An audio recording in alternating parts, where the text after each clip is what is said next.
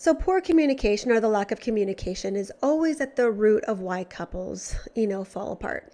In the beginning of a relationship, we all know how willing and how excited we are to share our love and life and desires and hopes and dreams with one another. And we want to hear all about, the other person and what they like and don't like. And then we want to kind of make all these compromises or adjustments so that we make sure that they feel safe and that they feel heard and they do the same thing. And there's this really great balance of giving and receiving.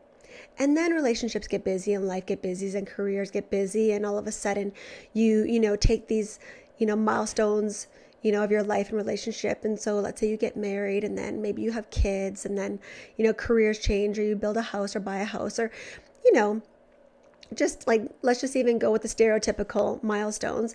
And all of a sudden, the time that you take, that you were taking at one time to connect is no longer as easily accessible, right? You still care about this person and you still care about their wants and desires and dreams and hopes. But now they've evolved and you've evolved. Thank goodness, because we all don't want to be, who we were at 18 when we're 40. So we all evolve, except the time that we are spending together is no longer spent reintroducing ourselves or re-understanding one another. And so we still think of each other as that 18-year-old, 20-year-old, 22-year-old, whatever it is, person, but we've all evolved. And all of a sudden we feel like we're not being seen. We're not being heard. We're not understood. I've changed so much and you don't even know who I am anymore. Like you're not growing with me. But all of that can be avoided when you spend the time that you are together in a quality way, in a way where you are actually connecting.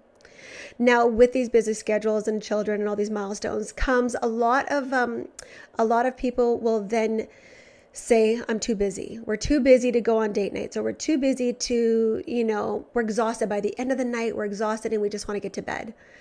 Except if you're constantly using that as an excuse, and I'm going to say it's an excuse because it's a factor, but it cannot be, but you can't give a factor, it can't take on the responsibility.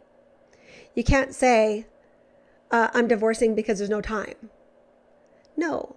You're divorcing or you're separating or your marriage is falling apart because you didn't use time to connect or reconnect.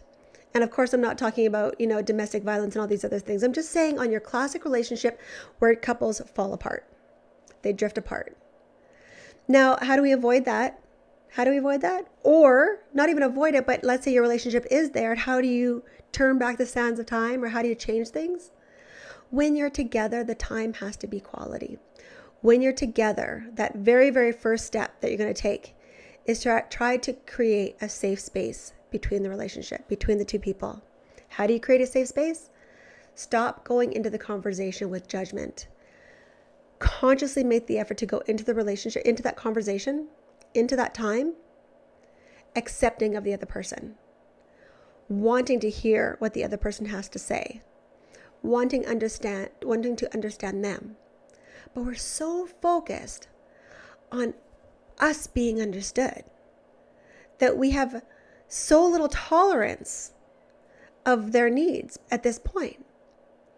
And then we feel like, okay, I'm listening to you, but are you going to listen to me then too? Like if I'm going to try to pay attention to this person, then they better pay attention to me. And in a real solid, godly, or concrete, supported relationship, it's not about the tit for tat. It's not about the contractual agreement between the two of you. It's not, if you listen to me, I'll listen to you. We all have to go into that conversation, into that relationship, into that scenario or situation, wanting to hear and understand and accept the other person. And when you get to that place in your relationship where you can actually both agree on that and say, okay, we're going to take 10 minutes, 15 minutes tonight. We're both exhausted, but we're going to sit here as exhausted we are, exhausted as we are, and we're going to hold hands. And I'm going to tell you what's on my heart, what I've learned lately that's helped me grow, what I'm excited for next week. And then I want to hear those things from you. And we don't have to agree on them, but we can still respect each other and try to understand each other. And then we can grow. We can allow each other to grow into the humans that we're going to be.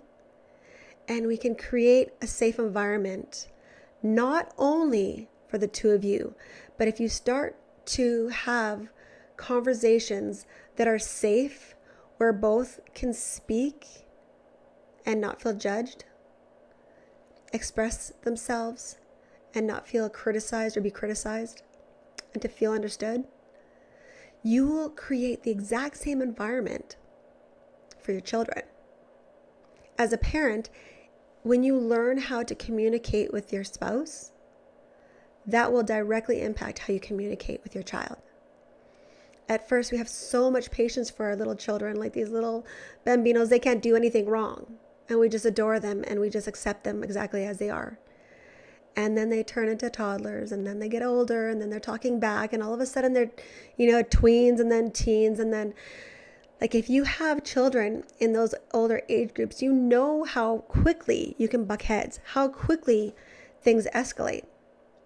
And that's because you haven't done the work in actually understanding how to properly communicate in a relationship.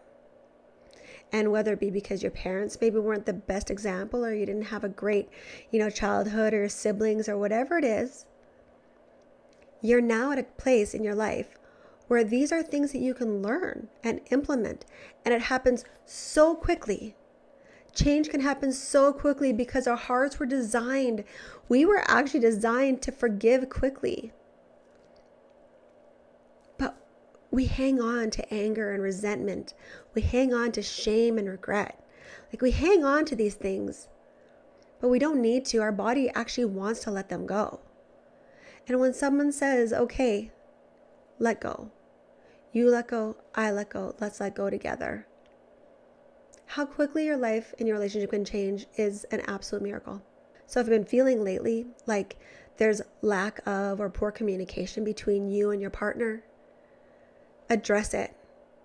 Not in a judgmental way, but rather in a empathetic and compassionate, and with the desire for, to find a resolution, to find, a common ground that you can just come together and connect and be open and honest about what you're feeling.